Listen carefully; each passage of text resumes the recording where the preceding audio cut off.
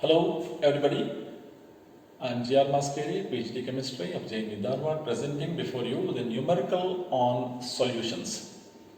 The solution chapter contains many of the concepts which are better understood by taking the numericals, and in this video we will focus upon what is very important concept and the related expressions, mathematical expressions, and how to apply our knowledge to solve questions of the new situation.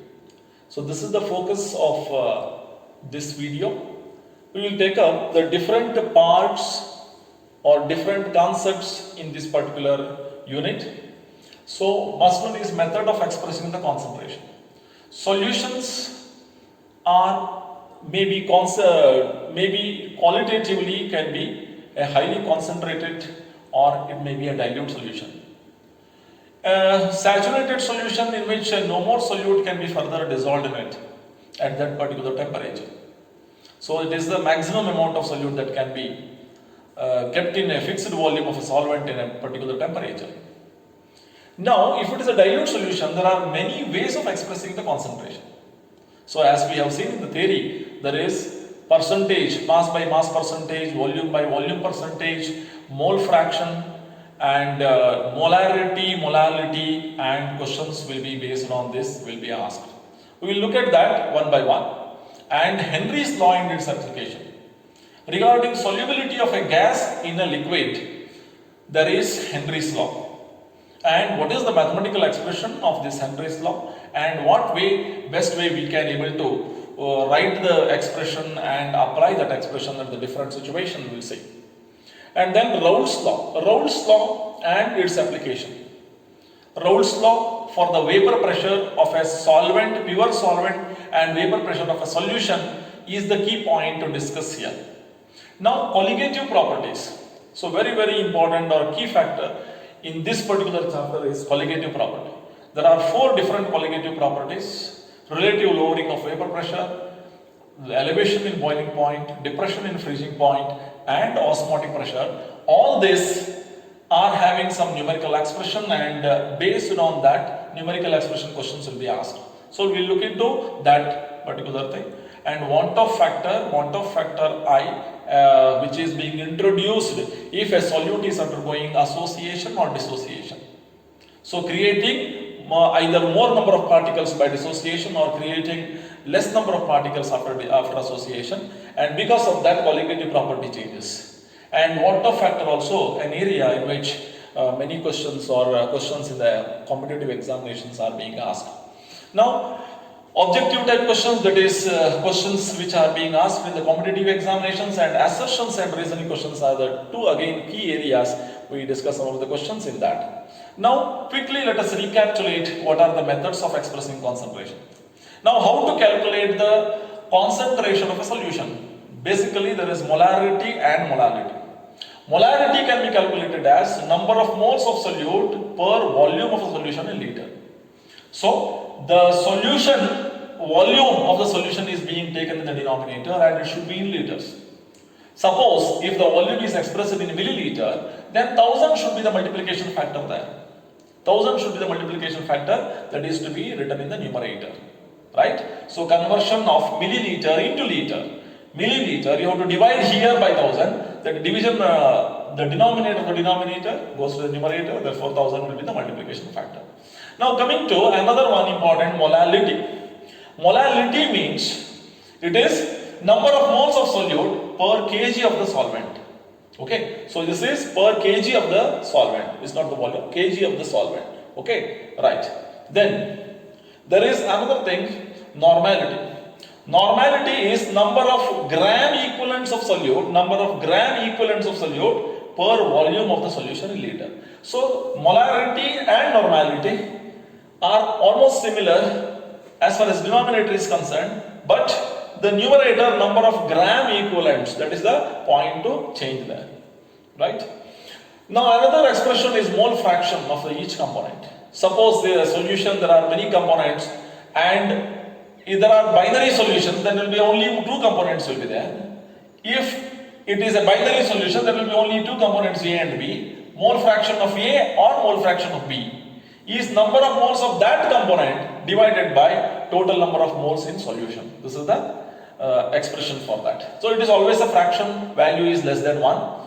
Now XA, mole fraction of A is given by either in this way also, number of moles of A divided by number of moles of A plus number of moles of B. This will give you the total number of moles of the components in solution. Now similarly XB is number of moles of B divided by total number of moles in solution, Na plus Nb. Now XA and XB are the mole fractions of the two components A and B, and XA plus XB is equal to 1. Mole fraction of two components is equal to, sum of that is equal to 1 for a solution. Now how to calculate number of moles? Suppose we have to calculate number of moles for the given substance. So weight will be given. For that, the mass of that solvent will be given, weight of that component will be given, weight divided by molecular mass or molar mass of that particular component will give you number of moles. If weight is expressed in grams, okay, then the molar mass is expressed in gram per mole, then per mole number of atoms, particles that we are going to get it, right? Number of moles that we are going to get it. Now there is one more thing that we oftenly make use of. If there is a dilution of a solution, if a solution is being given, it is diluted by adding the solvent, okay, diluted by adding the solvent, then V1 to V2 is the change of the volume. Then what is the molarity of the new solution obtained? This is a question which is oftenly asked here. So for that we use M1 V1 is equal to M2 V2. So M1 and M2 are the molarities of the solutions before dilution and after dilution. V1 and V2 again volume of the solution before dilution, after dilution. So this is again another important key thing, so that quickly we can do or attend the question of the competitive examination. Now on mixing the two non-reacting solutions, find molarity of the given solution. Suppose 3m of NaOH is added to 4m NaOH, about 5 liters. So 1 liter, 5 liters, two different proportions, the same solution is being added. The molarity of the new solution obtained, that is M3, can be found out by using this equation. M1 V1 plus M2 V2 is equal to M3 V1 plus V2, right? So these are the equations that we can make use of. So the other thing is Henry's law. Henry's law is something about the partial pressure. What it says, partial pressure of the gas in the solution. Suppose there is a liquid that you have taken, liquid solvent you have taken, say water, and there is a gas over here, and you are compressing it or you are applying the pressure, okay. Now one component A which is present in the gas, and by pressing its partial pressure will be PA, okay. Now this is something about the partial pressure of the A and the mole fraction of the A which is inside the water. Now after applying the pressure, PA is equal to KH into XA, or P of A is directly proportional to mole fraction of A. If pressure increases, mole fraction of that component in solution increases, thereby adding the proportionality constant. This is KH, that is Henry's constant. We call it as Henry's constant, right? So this is how we have to make use of this particular equation. Now, relative lowering of vapor pressure. Coming to the colligative property. Relative lowering of vapor pressure is one of the colligative property, right? So relative lowering of vapor pressure is given by X of the solute is P0 of the solvent minus P of solution divided by P0 of the solution. So P0 of the solvent. So this is a pure component, P0 of the solvent. P of solution, which is less than this normally, because after adding non-volatile solute, this divided by P0 of the solvent, this will give you mole fraction of the solute. This is what we have learnt, right? And this can be modified to find out molecular mass. Now mole fraction of the solute is Mole fraction of the solute is number of moles of solute divided by number of moles of solution. Number of moles of solution. So this is W by M. This is W by M, small w by M. This is number of moles of solute. W, capital W by M. This is division by M, that will move to the numerator. So that is mole fraction of solute, which can be calculated very easily. How? This is P0, same thing it is being taken up. X of solute is having this expression. I will tell you about it a little bit easier way. Okay. Now, in this, see P0 A is the vapor pressure of the pure component. This relates vapor pressure of that component in this way because of Raoult's law. This is because of the Raoult's law, right? So Raoult's law is something about the vapor pressure of the liquid component. Vapor pressure of the liquid component. So this forms vapor and vapor exert pressure. This vapor exert pressure. So if it is only pure solvent, then this is P0A, and PA refers to partial pressure due to the vapor when it is in solution. This is always smaller. This is from Raoult's law. Now, subtracting, okay, this can be written in this form. PA by P0A is equal to XA by transposing this here. Now subtract each one from 1. Subtract each quantity by 1.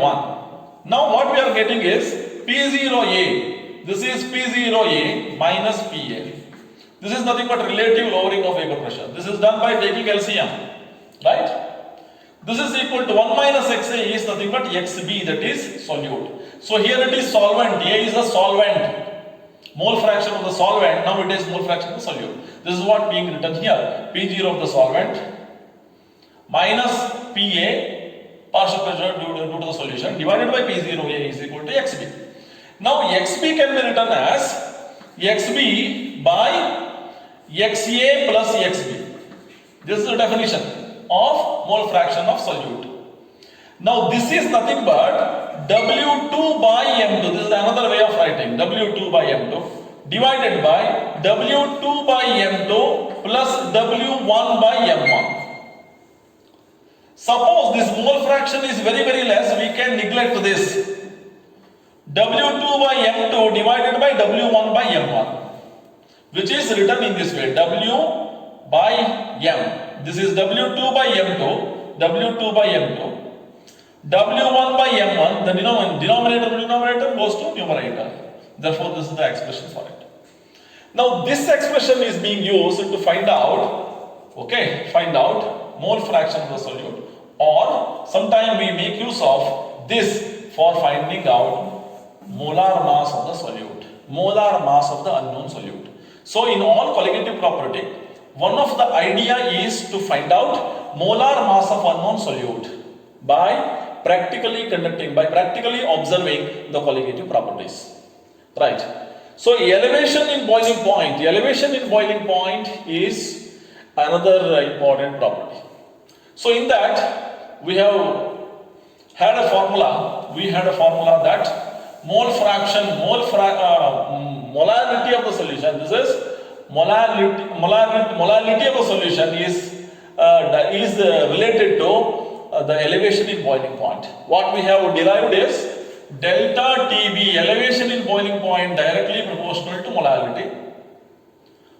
Elevation in boiling point, increase in boiling point of the solvent, okay, when it is in solution, it is because of the molarity of the solution. So delta TB is equal to Kb into molarity. Now writing the expression for molarity, delta TB is equal to Kb. Now molarity is number of moles of solute divided by volume of the solution. Number of moles of solute is nothing but W2 by M2. This is number of moles of solute. Per kg of solvent, suppose W1 is the weight of the solvent in grams. If it is in grams, then 1000 is the factor. So simplifying this, you are going to get this expression. So delta TB is equal to Kb into 1000 W2, which refers to weight of the solute, M2 by W1. It is used for finding out molar mass of the solute. Therefore, this change that is being made in the formula, molar mass of the solute is equal to Kb into 1000 W2 by delta TB into W1. So this is more useful way of writing the expression for finding out the solution, finding out the answer to the solution. Now, then let us identify each of the which we have come to know about it now. Molar mass of solute, Kb is molar elevation constant. This is a constant for a particular solvent in the solution, and this is 0.52 in case of water. In case of water, it is 0.52. 0.52 is its numerical value of Kb. You may remember that W is the small w is the weight of non-volatile solute which is added for preparing the solution, and this capital W is weight of the solvent in grams, right? Okay. Now the same expression is being used for the depression in freezing point. Depression freezing point, delta Tf, we say delta Tf, it is equal to Kf into molality. So here it is cryoscopic constant and this is molar depression constant. Okay. Now, so this particular thing also is remaining same, remember that. So here there is a chance of doing mistake. If water freezes at 0 degree Celsius and a solution freezes as minus 2 degree Celsius, delta Tf is taken as plus 2. Okay, it is taken as plus 2, right? So difference between these two temperature scale that you have to see, or you convert it into, better convert it into Kelvin, 273, and this is 271 Kelvin. So difference between these two is a positive 2 number. So here always this will be written as positive number because temperature scale can be converted into Kelvin scale. The difference between the scale will always same. Difference between these two is always same. Therefore it is always a positive number that you have to take. Right.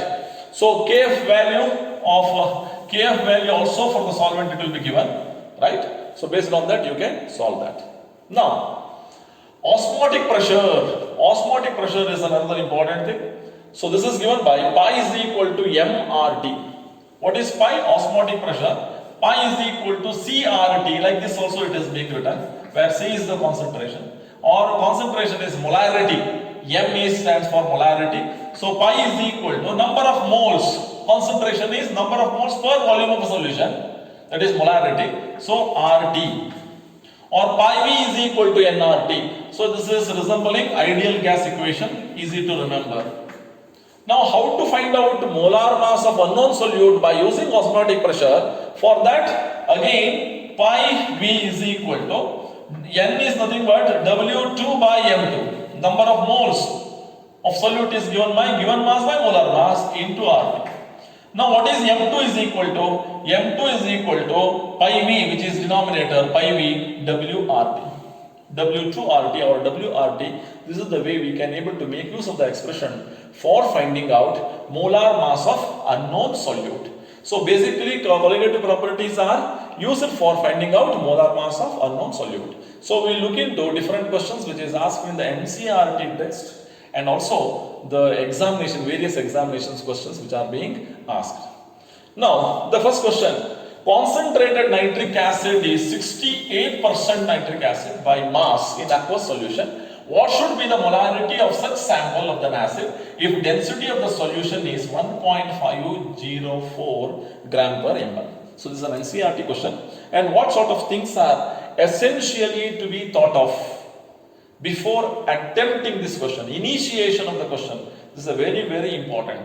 Take a pause, read once again the question and try to understand the meaning out of it. And this component of reading the question and understanding is a very, very important thing in all CBSE questions. You cannot just jump into the solution directly. Read once again and try to understand. So question is given that it is 68% nitric acid. Mass by mass, okay, in aqueous solution. What should be the molarity of such sample? Molarity is being asked, or molarity capital M is being asked. Capital M molarity is number of moles of solute. Number of moles of solute divided by volume of solution in liter. So this is the definition that we have. Now what is being given, and from that how we can able to get this? This is given and this is what required to be done. So you have to bridge now by thinking it in a proper way. 68% is mass by mass percentage. 68% means 68 grams of solute, that is HNO3, which is present in 100 gram of solution. It is present in 100 gram. Taken 100 gram of solution, if 68 gram belongs to nitric acid, then it is 68% solution. So 68 gram of HNO3 is known now. Now from that you can able to calculate the number of moles of HNO3, that is solute. So number of moles of HNO3, number of moles whenever you want to find out, what is the formula? So this is given mass by molar mass. Now 68 divided by molar mass of HNO3, which can be calculated by knowing the formula, then you can able to get number of moles of solute. Then volume of the solution. How to get the volume of the solution? Volume of the solution, for that density is being given. Now density is given by mass by volume. So here there is a chance of doing mistake. Density of solution is equal to mass of solution by volume of solution. Right? Mass of solution, not solute or solvent, mass of solution. Suppose if you take 100 grams of solution, right? So its density is 1.504. That means density I brought here. You can able to find out volume of that particularly. So 1.54 is gram per ml. So you will get milliliter, volume in milliliter. Okay. So this will give you volume of the solution in milliliter for 100 gram. For 100 gram we have found out the number of moles also. For 100 gram there is 68 gram. So 68 gram is present in 100 gram, therefore 68 divided by the molar mass of HNO3, that is 63, will give you number of moles. Okay, so this is the way you can able to do that. So mass by mass percentage, this you have to understand. So there are two different ways of expressing concentration are being clubbed here to get the answer to this question. Right? One thing that you should know about mass by mass percentage, another thing yes you should know about the molarity. So one question which checks your two concepts, so such kind of questions are likely in the examination. Okay, now coming to this, molar mass of nitric acid HNO3, there is hydrogen 1, hydrogen is 1, nitrogen is 1, 14 into 1, so oxygen 16 into 3. If you do this, you will get 63 grams per mole. Now what should be the number of moles? Number of moles of HNO3. Now number of moles of HNO3 is given mass by molar mass. Given mass is 68 grams in 100 grams of water. Therefore this value is 1.079. Right? Now density is being given 1.504 gram per milliliter. You can able to find out volume of 100 gram of solution. This is important. Volume of 100 gram of solution is, so the mass of solution divided by density of the solution. Mass of solution by the density of the solution. This is coming to be 66.49 ml. Now we have got volume of the solution in milliliter, and also we know that number of moles of HNO3. Now it is easy. Only one shot you can able to. Molarity is nothing but number of moles of solute divided by volume of solution. Since it is in milliliter, 1000 is the factor. Therefore, 1000 is a factor in the numerator. Therefore, the answer will be 16.23 m. Okay. So, if concentration, you can go to the laboratory and check the concentrated NHNO3 kept separately because concentrated acids are kept not open to the students, and if you check the bottle, it will be written as 16.13 m molarity.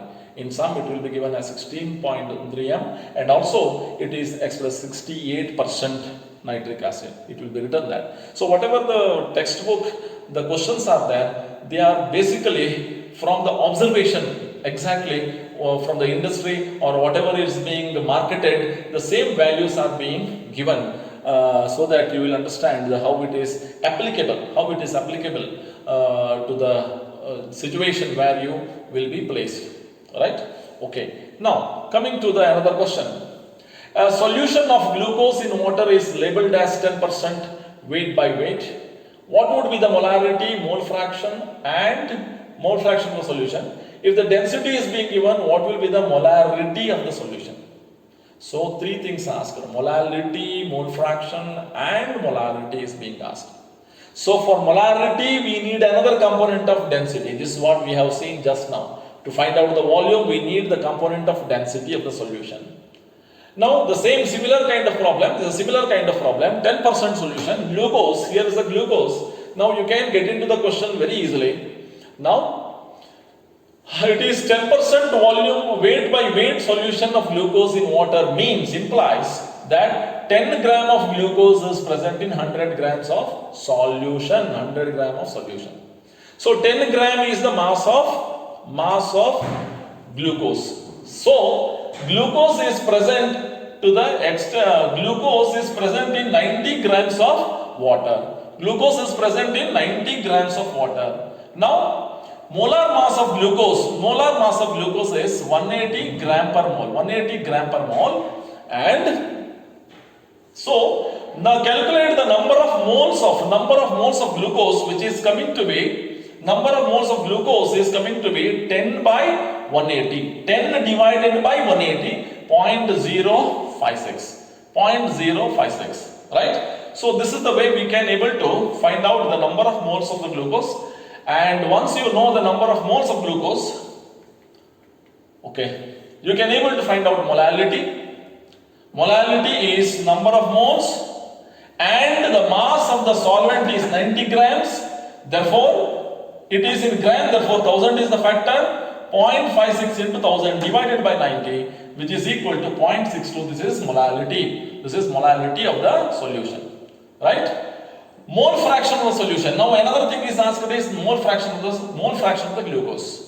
Okay. Now number of moles of glucose by number of moles in solution. That is the particular thing that we are going to. Now number of moles of glucose is 10 by 180. 10 by 180 and divided by 10 by 180 is number of moles of glucose. 90 by 18. This is the number of moles of solvent.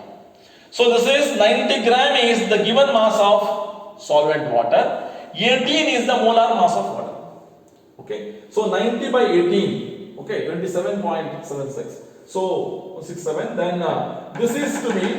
So this calculation if you do, that is 0.011. Now mole fraction of one of the component is known. Another component can be found out. That is XB can be found out easily now. By 100 minus the mole fraction of, or 1 minus this mole fraction, not 100, 1 minus this will give you mole fraction of water, another component. So we have looked into molality and mole fraction. Now another thing is molarity. Now if the density is being given, 1.2 gram per milliliter, the volume of 100 gram of solution can be determined. So this is mass of the solution divided by density 1.2. So AD 3.33 milliliter.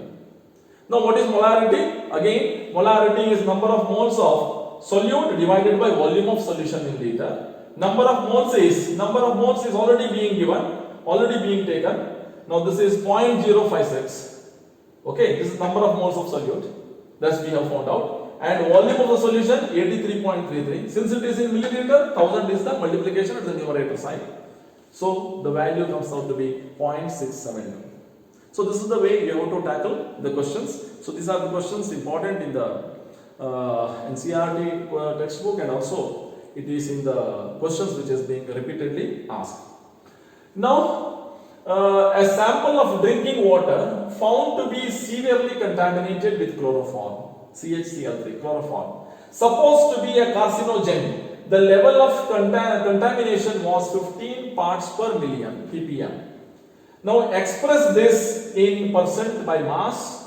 Determine the molality of the chloroform. So it is in parts per million, 15 parts per million. So this is also an NCERT textbook question. So this is to be expressed in percent by mass, mass by mass percentage, that is one thing, and also find out the molality of this, right? So this question can be tackled in this way. What is the meaning of 15% parts per million? 15 parts per millionth part of the solution. 15 ppm we mean, what is meant by ppm? Number of parts divided by 1 millionth part of the solution. Now 15 ppm means 15 grams in 1 millionth part, that is 10 to the power 6 part of the solution. Therefore, percent by mass can be given as 15 by into 100 divided by 10 to the power 6. 15 gram to the 10 to the power 6 grams. This is the fraction. For millionth part, 10 to the power 6 means million parts. 15 gram is from millionth gram of the solution. Only 15 gram is the solute. Therefore, for 100, 15 into 100 divided by 10 to the power 6. This is 1.5 into 10 to the power minus 3. Right? Now, molar mass of the chloroform can be determined because we know the formula CHCl3. Chlorocarbon is 12, hydrogen is 1, chlorine is 35.5, and adding all this as per the formula, this is 109.5. 109.5 gram per mole is its molar mass. Now, 15 grams, what is being given? 15 ppm. 15 ppm means 15 grams we take. 15 grams in 10 to the power 6 grams of solvent. 15 grams of chloroform present in 10 to the power 6 grams of 106, 10 to the power 6 grams of solution.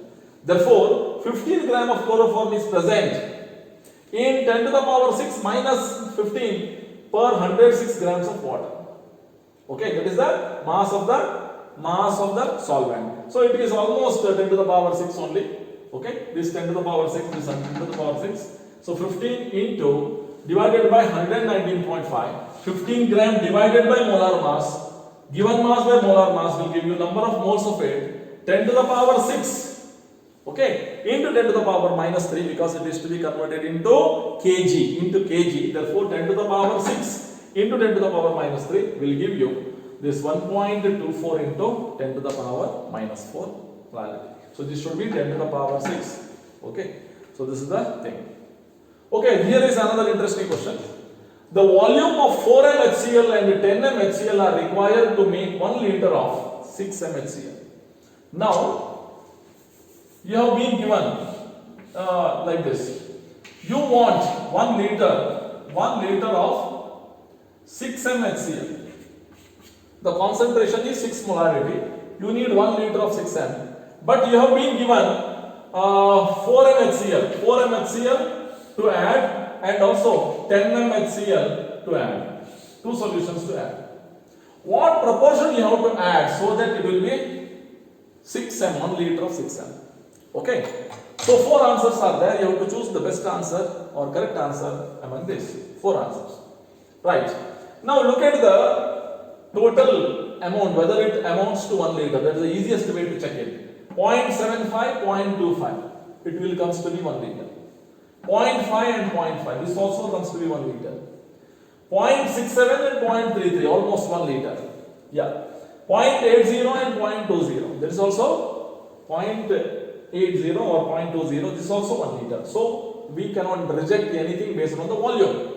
Now you have to find out how it can be 6m. Remember, when you add 4m. Suppose if I add 100, if I add 2 liters of this, 4m 2 liters. 4m 2 liters will contain 8 moles. 4m 2 liters contain 8 moles of that particular thing. Okay, so we are determining how much moles are being added. How much moles are being added. Now, take up the first question. 10 into 0.75. 10 mole molarity into 0.75. 10 into 0.7 is 10 into 0.75 is nothing but 7.5. So this is 7.5. This is 0.25 into 4 is 1. So this is 8.5. So if you add this, the resulting solution will be 1 liter, but the molarity will be 8.5. 8.5 total moles will be there in 1 liter. Therefore, molarity will be 8.5. Okay, so this is an important thing to understand. This M1 and V1 will give you the number of moles. I had given you just an example. So this can be rejected. So this can be rejected. Now coming to this 0.5 into 4. 0.5 into 4 will give you 2 moles. 0.5, 2.0. 0.5 into 10 will give you 1. So that this will be 3M solution. Quickly you can come into this. 0.5 into 4, 2M and 2 moles, and 0.5 into 10, 5 moles. Okay, 0.5 into 10, 5 moles. 5 moles. That is total it is 7 moles. Not the required 6 moles, 6M solution. Okay, 6M solution. Right. Now coming to the fourth one, which is easy to do the calculation. 0.8 into 4, 3.2 moles. 3.2 and okay, 0.2 into 10, that is 2 moles. So this is 5.2 mole, not 6 moles, right? So now only one option which is left out, and this could be the correct answer. Okay, you can check that. 0.67 into 4 plus 0.33 into 10. 0.33 into 10 is 3.3 and 0.67 into 4. Okay. So 28 and okay, 2.68 into 3.3, this will comes to be 5.58, or when this is a fraction, it is nearly equal to 6. Therefore, the 4C is the best correct answer. So C is the answer. So this is how we have to take. Now, mole fraction of a solute is 1. Mole fraction of a solute is 1. 1 molar aqueous solution is, okay, you have to find out mole fraction of a solute in a 1 molar aqueous solution. Very good question. 1 molar solution means 1 mole of solute. 1 mole of solute is present in 1 kg of solvent. 1 kg of solvent. This is the definition of molarity. If it is 1M solution means there must be 1 mole. 1 mole of solute is there. Okay. What is mole fraction of a component A? Is 1 mole already being given. Now 1 plus mole of number of moles of solvent we have to find out. How do you find out number of moles of solvent? Because it is 1 kg of solvent. This is 1000 grams. 1000 grams divided by 18 given mass by molar mass, gram per mole, will give you number of moles of solvent if it is water. Since it is aqueous solution is being given, you can apply 1000 gram is water, because 1 kg of water it is dissolved. 1 kg means 1000 grams. 1000 divided by molar mass of water, that is 18 grams. Therefore it is so. Right. So the answer is 1 divided by this is 56.67. This is 1 plus 1 divided by 1 plus 56 means 1 plus 1 divided by 57.67. So that is comes to be 0.0177. So this is the answer of this. Okay. Now coming to NCERT question. So nitrogen gas is bubbled through the water at 293 Kelvin. How many millimoles of nitrogen gas would dissolve in 1 liter of water? Okay, this is something based on Henry's law, right? So, how many millimoles of N2 will dissolve in 1 liter of water? Assume N2 exerts a partial pressure of 0.987 bar, giving Henry's constant for N2 is, so okay, Henry's constant Kh is being given, okay? So, this is given in kilobar, 76.48 kilobar, right? And you know the expression that P of A component, this is nitrogen gas here, I will write like this, is equal to Kh for nitrogen and mole fraction of nitrogen. This is what the expression is. This is what the expression we have to use it, okay, for solving a question on Henry's law. Now, if N2 gas is bubbled through the water, how many millimoles of N2? We have to find out number of moles of N2, but this can be found out after finding mole fraction of nitrogen. So this you have to find out. Then after finding out, you have to find out number of moles of N2, and number of moles you can convert it into millimoles of N2. So this is NCERT question. Okay. Now KH value is given in bar, kilobar, and it should be converted into bar, so that we will get the thing, because this is being given partial pressure is given in bar, and this is given in kilobar. So you have to observe these things and make the changes. Okay, right. Now KH mole fraction of N2. Mole fraction of N2 is given by P of N2 divided by KH. Right. So P of this is being given, partial pressure is being given. So this is 0.987. KH is 76480 bar, because this kilobar to convert it into bar, multiply this by 1000. So that 76,480. This value comes out to be 1.29 into 10 to the power minus 5. Okay.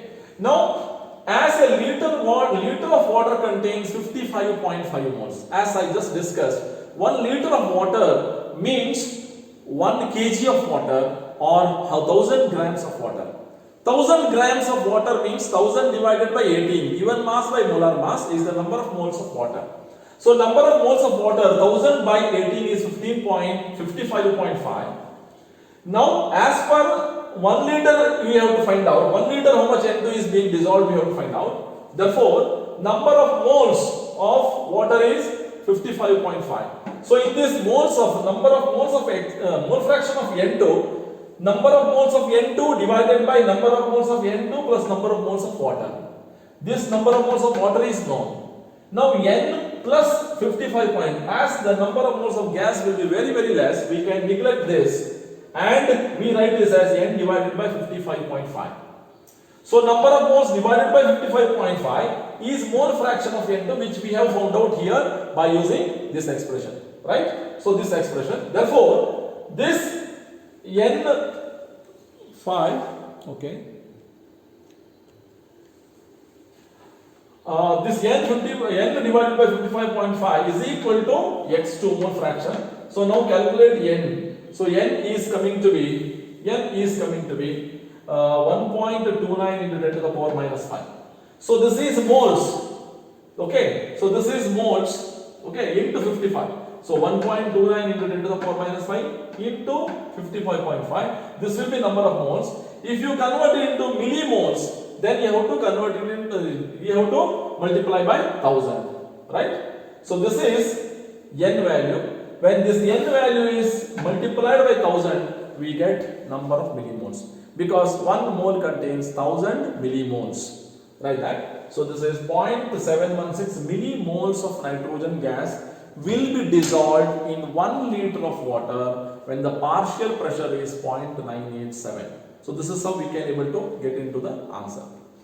Now coming to the question on Raoult's law. Vapor pressure of pure liquids A and B are 450 and 700 millimeter of Hg respectively at 350 Kelvin.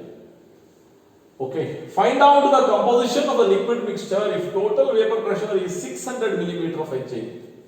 Also find the composition of the vapor pressure. Okay, so Raoult's law is something about the liquid, pure liquid and solution, and the vapors due to this liquid or solutions, the vapor due to this a pressure is being exerted, it is regarding that. Now vapor pressure of a pure liquid A and B, two things are being given, P0A and P0B, these two things are being given. There are two liquids. If liquid A is being taken here, alone, A liquid alone is taken, it exerts a partial pressure, A is equal to 450 millimeter of Hg. If only B is taken, instead of A, only B is being taken, it exerts a partial pressure of 700 millimeter of Hg. So this happens at 350 Kelvin. So find the composition of liquid mixture if total vapor pressure. Suppose if A and B both are being mixed here to form a solution in some proportion, and vapor pressure you measure, total vapor pressure is 600 millimeter of HA, then find out how much of A and how much of B is being added. That composition that we are supposed to find out. Okay, it's an interesting question. So this can be solved by using Raoult's law for vapor pressure. Okay. Now let us see the solution. So it is given P0A and P0B and P total is 600. Now to apply the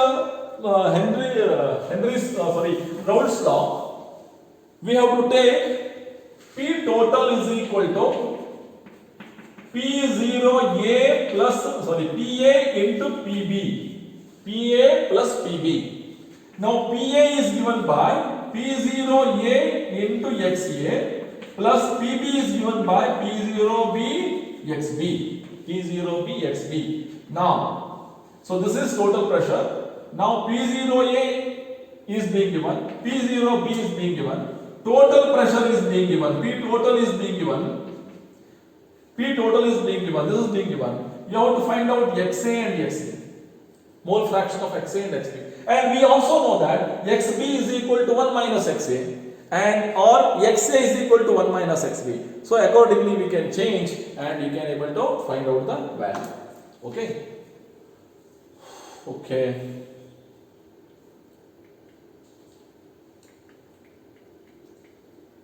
Okay. So this is based on okay. We have asked to find out mixed pressure. Also find the composition of the vapor phase. Composition of the vapor phase. Okay. Now P total is being to be found out. Okay, this is being done in a particular way. Hence, vapor pressure of the pure solution is given by vapor pressure of the pure solution is this can be solved by using this particular equation, or else it can be formed by using relative lowering of vapor pressure also.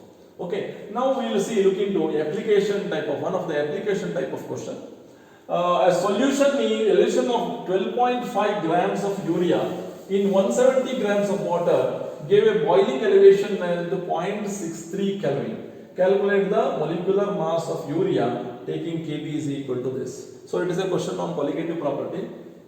A solution of 12.5 grams of urea in 170 grams of water. First thing when it is being given, so you have to write the formula or you have to recall the formula very correctly. So this is something about boiling elevation. That means elevation in boiling point. So delta TB, something related to delta TB. This is given by 1000 kb W2 and M2. W2 divided by M2 divided by or this M2 into W1. So this is the formula. Now check what is being given. 12.5 grams of urea. Urea is being dissolved in water, therefore urea is a solute. So urea formula, if you know, you can able to find out the molecular mass also, M2 also, right? So urea, NH2CO, NH2.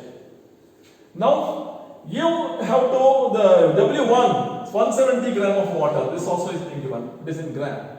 Kb is being given, right? So using the formula, you can able to find out M2. You can able to find out delta TB. That is the elevation in boiling point.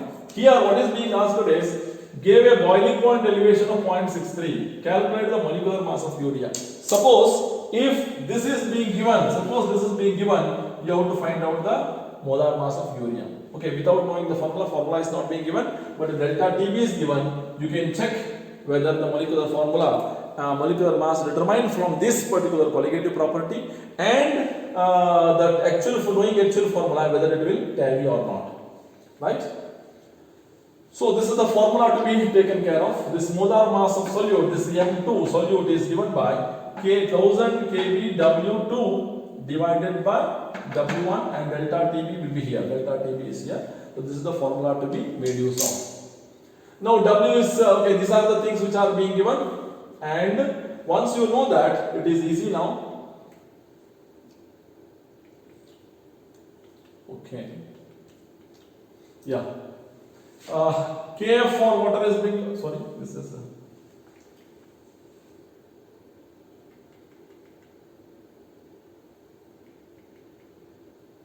Just a minute. Okay, this is the what I was talking about. Now, so you have to apply to this formula. 0.52 is delta this kb value for water, 1000. 12.5 grams of this is being dissolved, and so 0.63 is the elevation in boiling point, 170 is the mass of solvent.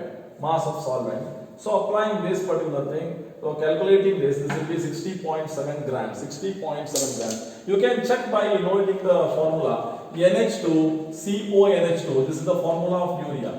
There are 2 nitrogen atoms. Okay.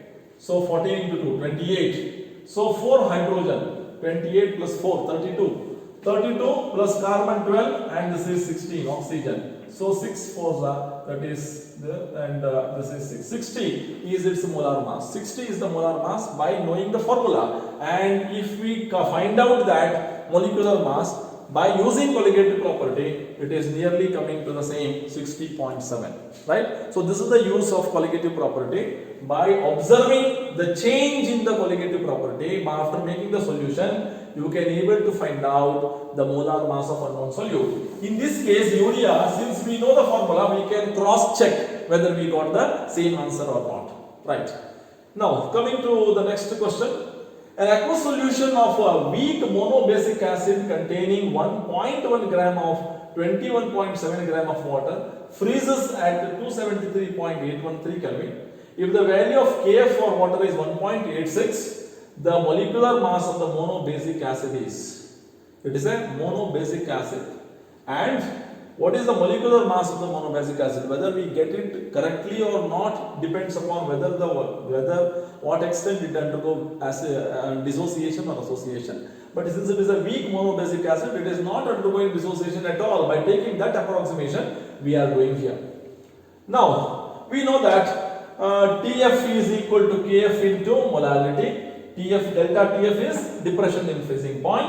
Now molar mass of the solute by using this formula can be determined. Kb into 1000 into weight of the solute divided by delta TF into W. So this is the formula that we have to make use of. Now substitution only is left out. W 21.7 grams, that is mass of the solvent. Mass of the solute is 0.1 gram, and delta TF is equal to delta TF. It boils at, it freezes at 273.813 means 273.813 minus 273. This is a very important thing. If it freezes at this temperature, this minus actual freezing point of water, that the difference is delta TF. That you should not forget to do that.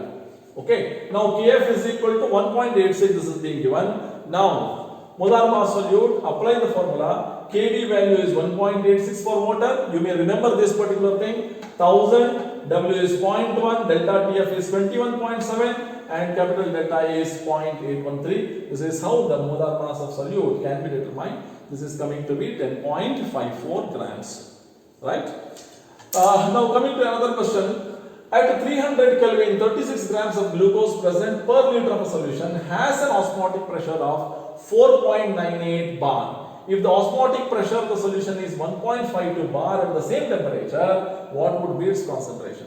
So it's a really tricky question. 36 grams of glucose is present in 1 liter of a solution, right? 1 liter per liter of a solution has an osmotic pressure of 4.98. So there are two solutions. So pi 1 and pi 2 are the two osmotic pressure. Yes? Okay. If the osmotic pressure of a solution is 1.52 bar at the same temperature, what would be its concentration? So another one is having 1.52 as bar as the osmotic pressure. Okay. So this particular solute, we know the solute, glucose, known solute, glucose. Pi 1 is 4.98 bar. Pi 2 for unknown solute, we got 1.52.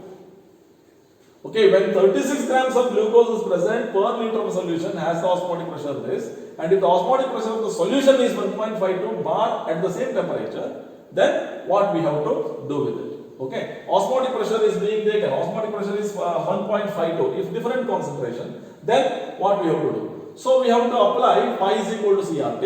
and you know that pi 1 is equal to C1 RT, pi 2 is equal to C2 RT. Why this is not taken R1 and T1 and R2 and T2? Because gas constant remains same in all the context, and therefore this is R only, and temperature also at same temperature this is being done, therefore T also remains constant. So because of this we can take the ratio. Now take the ratio of this, R and T get cancelled, pi 1 by pi 2 is equal to C1 by C2. Pi 1 by pi 2, these two are being given, and C1 by C2 is nothing but, C1 is concentration is number of moles per liter of a solution. Suppose if the volume is same, then 36 by 180 is number of moles of it, divided by C2 or into 1 by C2 will be the equation, and you can do a simple calculation and get that value 0.061. Concentration of the solution is 0.061. Okay, this is how you can able to find out the answer. Right. Now multiple choice question. Vapor pressure at a given temperature of an ideal solution containing 0.2 moles of a non-volatile solute and 0.8 moles of a solvent is 60 mm of HD. The vapor pressure of the pure solvent at the same temperature is.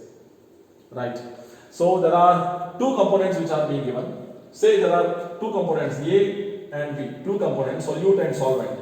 Now 0.2 moles of non-volatile solute is added to 0.8 moles of the solvent. Okay, is 60 mm Hg. Vapor pressure of the pure solvent at the same temperature is.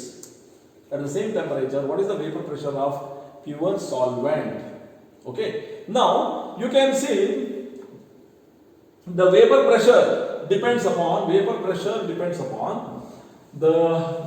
of the solution depends upon that particular component, depends upon B, depends upon mole fraction of B and vapor pressure of the pure solvent. Yeah, vapor pressure of the pure solvent. So you are asked this, but you should know mole fraction of B. So 0.2 of solute and 0.8 are added.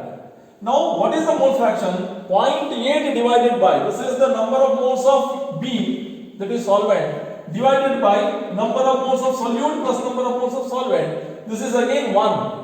0.2 plus 0.8 is 1, therefore 0.8. 0.8 is not only number of moles, it is the mole fraction of that particular solvent. So this is mole fraction is 0.8.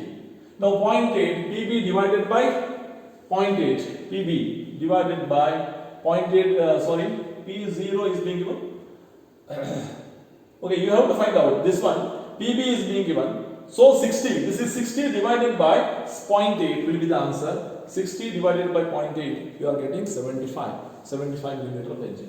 So this divided by xp will give you P0b, therefore it is 75 mm of Hg, right? Now coming to this, Kb for water is 0.52 Kelvin per molality, then 0.1 m molar solution boils at. Question looks very easy, but simply you have to have some more thoughts about it. Now Kb of the solution is being known. What is the, if any solute you add to the extent that the concentration becomes 0.1 m and the solution boils at. Okay. Now delta Tb is equal to Kb into molality. Now Kb value is being given 0.52 and this molality is given this as 0.1. So that the delta Tb value is 0.05. This is the elevation in boiling point. 100 degrees Celsius is the boiling point of pure water, then 100 plus 0.052 it should boil. So therefore, the answer is 0.052. Okay, you may choose this wrongly, but that is the correct answer of this. Now, osmotic pressure of 0.1 m sodium chloride at 27 degrees Celsius. Osmotic pressure of 0.1 m sodium chloride solution at 27 degrees Celsius. So pi is equal to CRT. So osmotic pressure of 0.1 m solution, 0.1 m is already being given 0.1 m. And what is the R value to be chosen? Depends upon what answer that you want. This is 0.082. If it is atmosphere, you have to take 0.082 liter atmosphere per Kelvin per mole. That is the one. And there is into into temperature. So you may do it wrongly by taking temperature T as 27. 27 plus 273.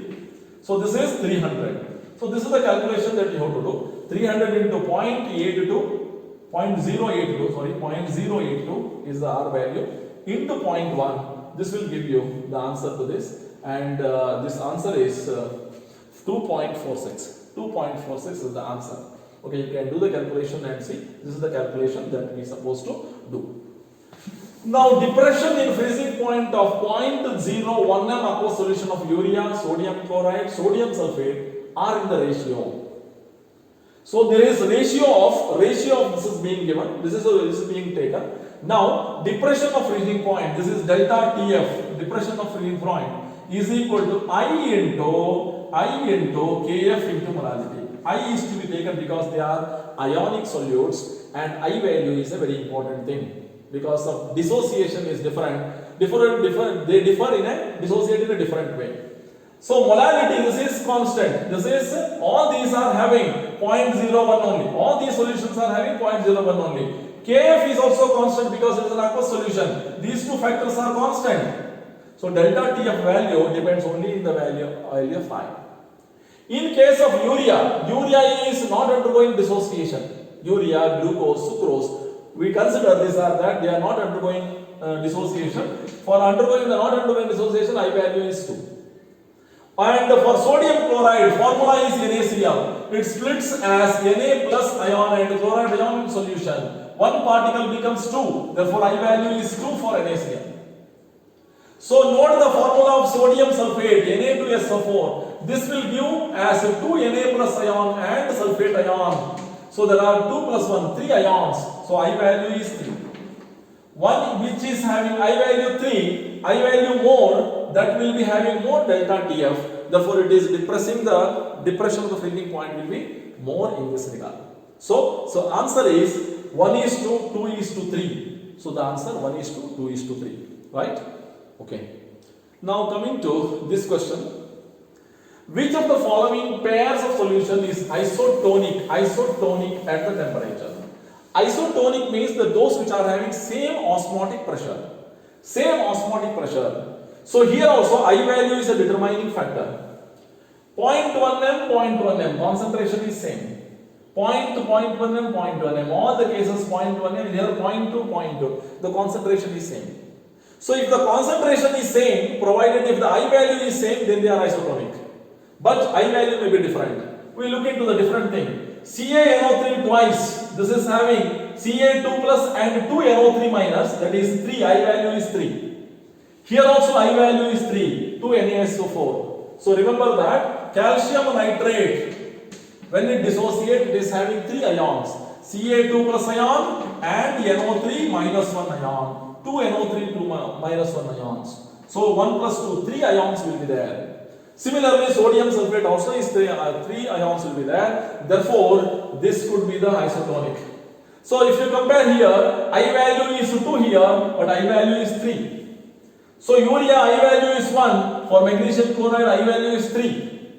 For urea I value is 1. Again sodium chloride I value is 2. So it is based on I want of factor value. So want of factor value changes, then that colligative property also changes. Therefore, osmotic pressure also changes, or they cannot be isotonic. Okay, if I value is also same and also having the same concentration, then they can be isotonic. Right? So this is the answer. Now, lastly, the assertions and reasoning questions. Usually, assertion and reasoning questions, 4 answers will be there: A, B, C, D. And assertion is correct. Assertion and reason both are correct. And reason is the correct explanation of assertion. Then we choose A. Assertion is correct and reason is correct, but reason is not the correct explanation of assertion, then B. Assertion is correct, but reason is a wrong statement, then we have to choose C. And assertion is incorrect and reason is correct, then it is D. So out of this A, B, C, D, we have to choose one of the question. Now assertion is molarity of the solution in liquid state changes with temperature. Reason, the volume of the solution changes with change in temperature. So, assertion molarity of a solution in liquid state changes with temperature, it is true because molarity is number of moles of solute divided by volume of solution. Volume changes with temperature, therefore this also changes. So this is a true statement. It is because the volume of the solution changes with change in temperature is the correct statement, also the reason for that. Therefore, A will be the answer for this. Now coming to the second question. If the liquid solute more volatile than the solvent, then the solvent added to the solvent added to solute, the vapor pressure of the solution may increase. Okay, here's a typical question. A liquid solute is more volatile than solvent is added. The solvent is volatile, having the vapor, and you have added another solute which is more volatile than the solvent itself. Then the vapor pressure of the solution increase. Vapor pressure of the solution may increase. Yes, it is true. P total will be more than one of the component, because both will be coming as both will be adding the vapor pressure. Reason: in the presence of a more volatile liquid solute, only solute will form the vapor, not the solvent. It is not true. If the both are having liquid which are volatile, then that will be both will produce vapor. Therefore, reason is a wrong statement. If reason is a wrong statement, then C is the answer. So A and C are the answers to this question. Now this is all about in this numericals part, and we will take up more and more questions in the next video. Thank you.